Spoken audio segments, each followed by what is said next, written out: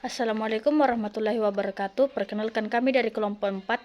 Saya atas nama Sofia dan 3 anggota lainnya yaitu Muhammad Wawan Adrian, Safitri, dan Maulana Khalid. Kami dari Prodi Akuntansi Universitas Muhammadiyah Makassar. Sumber buku yang kami ambil yaitu dari buku Pengantar Akuntansi 2 yang diterbitkan oleh Agus Purwaji Wibowo. Materi yang akan saya jelaskan, yang pertama, menjelaskan pengertian dan karakteristik dari aset tetap dan aset tidak berwujud. Yang kedua, menjelaskan tentang pengendalian internal aset tetap. Baik, mari kita masuk ke pembahasan yang pertama, pengertian dan karakteristik aset tetap dan aset tidak berwujud. Setiap perusahaan, baik itu skala besar maupun skala kecil, manfaat aset tidak lancar yang dimiliki untuk mendukung kegiatan operasional perusahaan. Artinya, penting dari aset tidak lancar bagi suatu perusahaan dapat dilihat dari besarnya nilai masing-masing dari aset tidak lancar yang dimiliki. Untuk perusahaan-perusahaan besar, mereka cenderung memiliki aset tidak lancar yang relatif lebih besar, baik itu perusahaan jasa, perusahaan dagang maupun perusahaan manufaktur. Aset tidak lancar yang dimiliki perusahaan-perusahaan sangatlah beragam.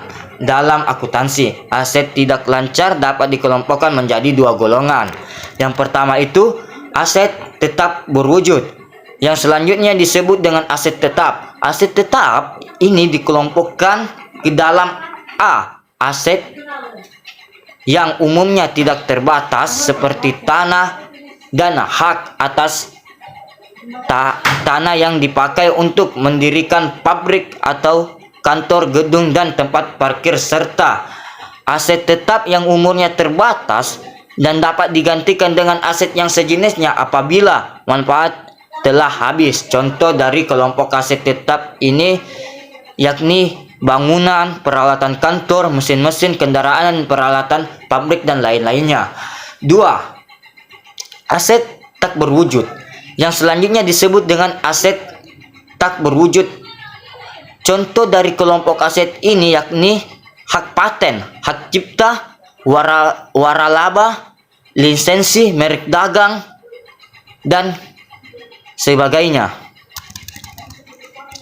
Aset tetap sendiri adalah aset berwujud yang diperoleh dalam bentuk siap pakai atau dibangun terlebih dahulu, digunakan dalam operasional perusahaan dan tidak dimaksud untuk dijual dalam kegiatan normal perusahaan, serta memiliki masa manfaat yang lebih dari 1 tahun. Berdasarkan pengertian tersebut, suatu aset tetap harus memenuhi karakteristik sebagai berikut. Yang pertama, memiliki bentuk fisik. Yang kedua, memiliki masa pakai yang lama. Yang ketiga, tidak dijual kembali. Yang keempat itu memberikan manfaat di masa yang akan datang. Berdasarkan karakteristik yang telah disebutkan, dapat disimpulkan bahwa meskipun jenis aset tetap itu sama, aset tersebut memiliki manfaat yang berbeda bagi perusahaan satu dengan perusahaan lainnya. Contoh, bagi dealer kendaraan mobil box yang dipajang di showroom dikategorikan sebagai persediaan barang karena dimaksud untuk dijual kembali. Lain halnya bagi perusahaan manufaktur, perusahaan Grumman, mobil box merupakan aset tetap karena kendaraan tersebut digunakan untuk aktivitas operasional perusahaan.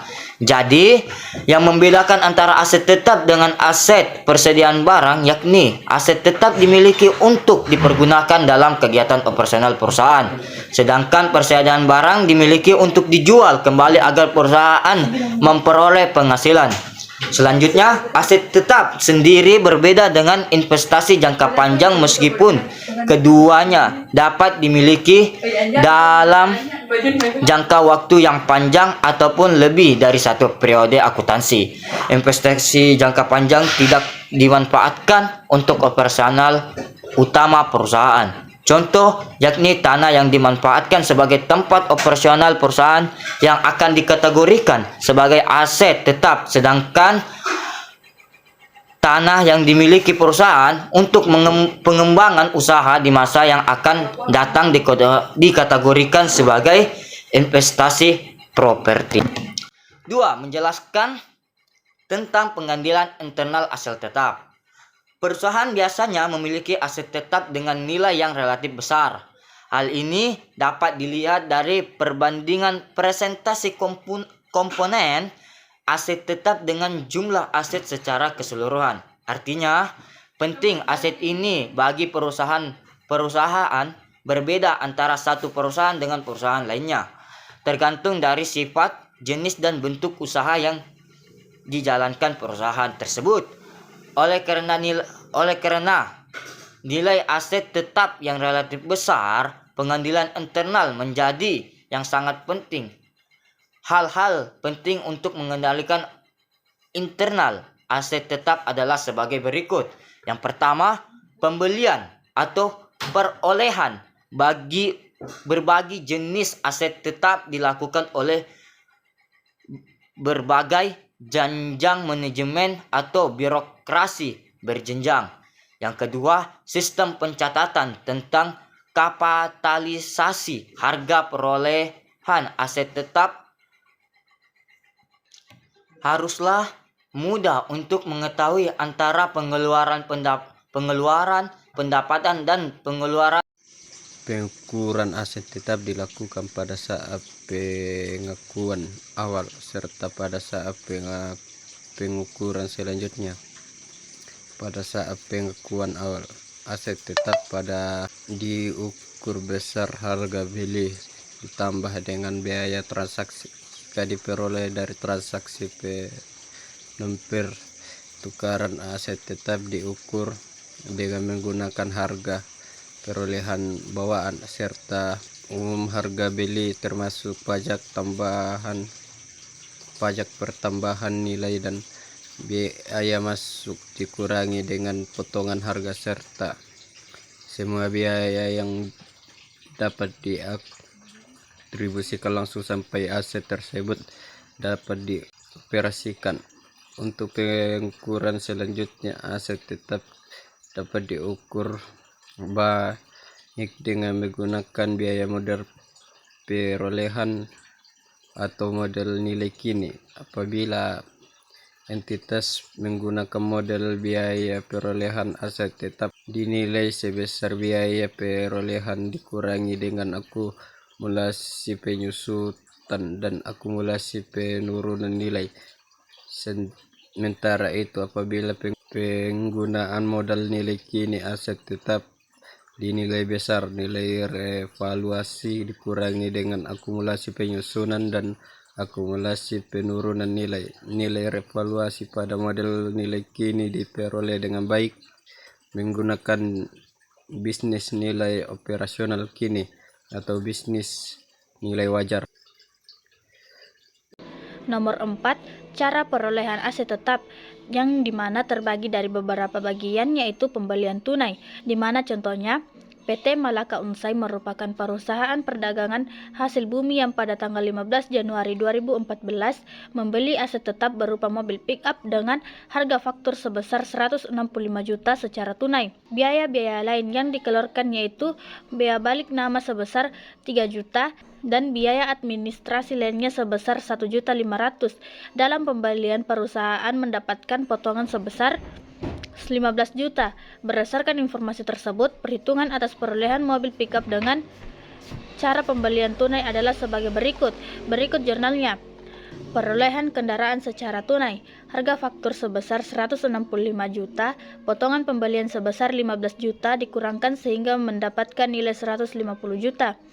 Bea balik nama sebesar 3 juta, bea administrasi sebesar 1.500.000 ditambah sehingga mendapatkan total biaya perolehan sebesar 154.500.000. 2. Pembelian kredit atau utang wesel, di mana contohnya pada 2 Januari 2014 PT Chandra Kencana sebagai perusahaan jasa keuangan membeli peralatan kantor yaitu komputer secara kredit senilai 150 juta.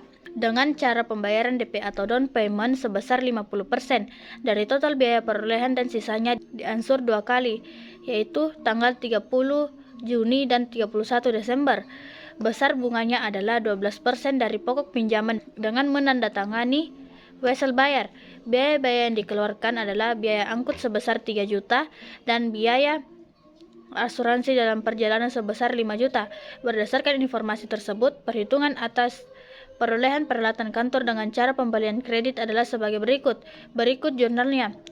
Perolehan peralatan kantor secara kredit, di mana harga faktur sebesar 150 juta, harga angkut barang sebesar 3 juta, biaya asuransi sebesar 5 juta, sehingga mendapatkan total biaya perolehan sebesar 158 juta. 3. Pembelian gabungan atau lump sum, di mana contohnya PT Samudra Jaya merupakan perusahaan manufaktur yang bergerak di dalam bidang pembuatan produk-produk kursi berbahan baku plastik. Pada 24 Agustus 2014, perusahaan tersebut membeli sebuah tanah gedung pabrik beserta mesin-mesin secara tunai dengan harga sebesar 7.200.000. Berdasarkan pengamatan secara objektif, harga wajar dari masing-masing aset tetap untuk tanah yakni 4 miliar, gedung 3 miliar, dan mesin-mesin senilai 1 miliar. Berdasarkan informasi tersebut, perhitungan biaya perolehan dari masing-masing aset tetap tersebut adalah sebagai berikut. Berikut jurnalnya. 4. Donasi atau hadiah. Contohnya, pada 5 Januari 2014 PT Karya Maju menerima sumbangan berupa peralatan kantor senilai 100 juta. Umur ekonomis ditaksir mencapai 5 tahun tanpa nilai residu dan disusutkan menggunakan metode garis lurus. Berdasarkan informasi tersebut, perhitungan perolehan donasi berupa peralatan kantor adalah sebagai berikut. Berikut jurnalnya. Penyusutan peralatan kantor per tahun sebesar 100 juta dibagi 5 sebesar 20 juta. 5. Membangun atau konstruksi sendiri.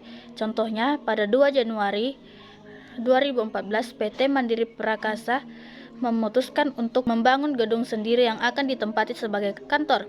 Perusahaan mengeluarkan 12% utang hipotek dengan nilai nominal 2 juta dan jangka waktu 5 tahun. Pembangunan gedung tersebut direncanakan akan selesai dalam 1 tahun, tepatnya tanggal 30 Desember 2014.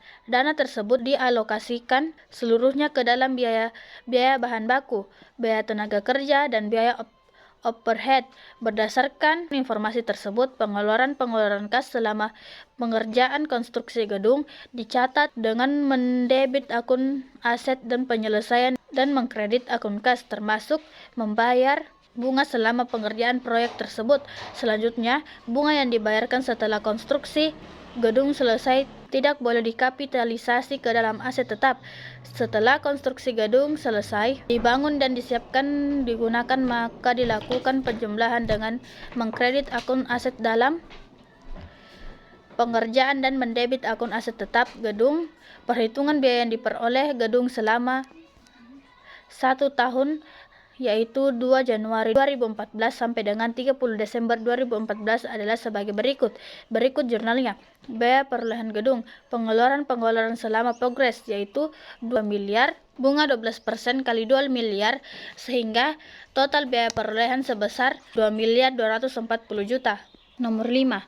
Biaya modal adalah pengeluaran satu kali untuk pembangunan, peningkatan, atau perolehan aset seperti peralatan dan tanah yang akan bermanfaat bagi proyek selama lebih dari 1 tahun keuangan. Uang tersebut diperlukan untuk memindahkan proyek dari konsep ke komersialisasi. Mengidentifikasi pengeluaran untuk perolehan aset sangatlah mudah, namun tidak mudah dalam menentukan biaya peningkatan modal. Meningkatkan modal, memperpanjang umur aset, atau meningkatkan nilai dan kegunaannya. Biaya modal tidak bergantung pada undang-undang akuntansi dan perpajakan. Oleh karena itu, perlu dibedakan antara biaya modal dan pendapatan, karena terdapat akuntansi dan perpajakan yang signifikan terhadap biaya pendapatan. Biaya yang dikapitalisasi memungkinkan kontraktor mengakui pengeluaran yang signifikan dari waktu ke waktu. dan tidak harus dicantumkan sebagai angka negatif dan laporan keuangan laba dan rugi.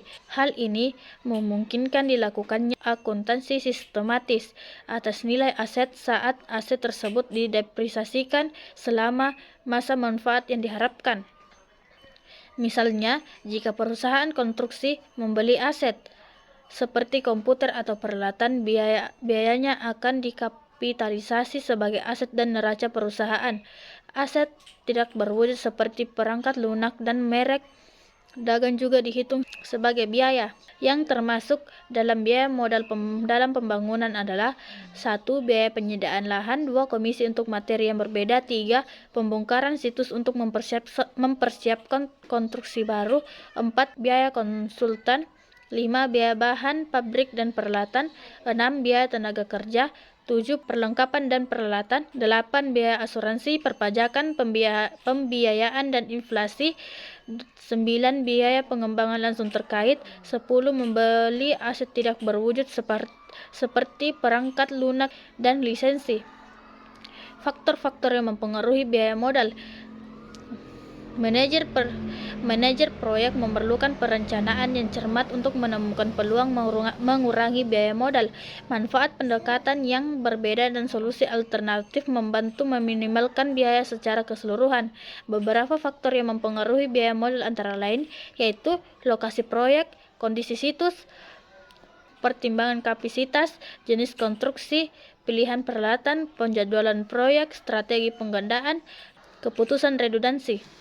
Jenis aktiva apa saja yang dicatat dalam jurnal penyusunan? Aktivis tetap mengalami penurunan nilai adalah aset yang berwujud seperti gedung, kendaraan, peralatan mesin. Selain itu, dalam aktivis tetap juga harga yang mengalami penurunan hanya aktiva yang memiliki wujud, yang mana aktiva tersebut terdiri dari gedung, kendaraan, mesin, dan lain sebagainya kecuali tanah. Namun terdapat aktiva tetap yang nilainya tidak akan turun, nilainya akan semakin tinggi, melainkan akan semakin tinggi nilainya, itu tanah. Aktiva tetap dalam bentuk tanah nilainya akan semakin tinggi seiring dengan pertambahan waktu. Nilai aktiva tetap akan menjadi berkurang karena adanya pemakaian aktiva tetap tersebut, sehingga dalam akuntansi dikenal dengan penyusunan aktiva tetap. Pada saat pengukuhan awal, aktiva tetap wajib dicatat sebesar biaya perolehan yang diliputi beberapa unsur di bawah ini. 1. Harga beli yang di dalamnya termasuk pajak pembelian dikurangi dengan potongan serta diskon pembelian. 2. Biaya yang dikeluarkan seperti biaya pengangkutan barang dari lokasi awal hingga ke tujuan. 3. Memperkirakan awal biaya pembongkaran serta perakitan aset hingga tiap untuk dipergunakan. 4. Dalam kegiatan pembelian tanah beserta bangunannya, pencatat wajib dilakukan serta terpisah antara harga masing-masing. 5. Metode penyusutan aktiva tetap. 1. Metode penyusutan garis lurus. Metode garis lurus adalah suatu metode penyusutan aktiva tetap di mana beban penyusutan tetap per tahun sama hingga aktiva umum ekonomis. Aktiva tetap tersebut, metode ini termasuk yang paling luas dipakai untuk penerapan. Metode garis lurus digunakan untuk menyusun aktiva-aktiva yang fungsional, tidak terpengaruh oleh besar kecil volume produk atau jasa yang dihasilkan seperti bangunan dan peralatan kantor. Rumus yang digunakan untuk menghitung biaya akumulasi penyusutan dengan metode garis lurus yaitu beban penyusutan sama dengan harga perolehan dikurang nilai residi atau umur ekonomis. 2. Metode penyusutan saldo menurun. Metode saldo menurun adalah metode penyusutan aktiva atau aset-aset yang ditentukan berdasarkan persentase tertentu dihitung dari harga buku pada tahun yang bersangkutan. Contoh penyusutan fiskal dapat diketahui dari besarnya 2 kali persentase atau tarif penyusutan metode garis lurus. 3. Metode jumlah angka tahun. Berdasarkan metode jumlah angka tahun, besar penyusutan atau depresiasi aktiva tetap tiap tahun jumlahnya semakin menurun. 4. Metode penyusutan satuan jam kerja. Menurut metode ini, beban penyusutan tetap ditetapkan berdasarkan jumlah suatu produk yang dihasilkan dalam periode yang bersangkutan. Rumus yang digunakan untuk menghitung biaya akumulasi penyusutan dengan metode satuan jam kerja yaitu biaya depresiasi sama dengan harga perolehan dikurang nilai residu atau transaksi jam jasa.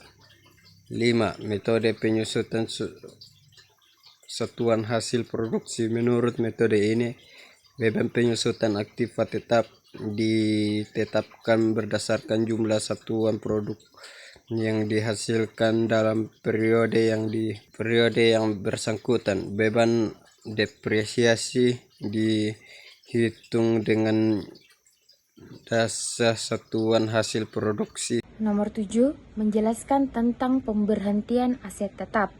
Penghentian aset tetap dihentikan pengakuannya pada saat pelepasan atau ketika tidak terdapat lagi manfaat ekonomi masa depan yang diharapkan dari penggunaan dan pelepasannya.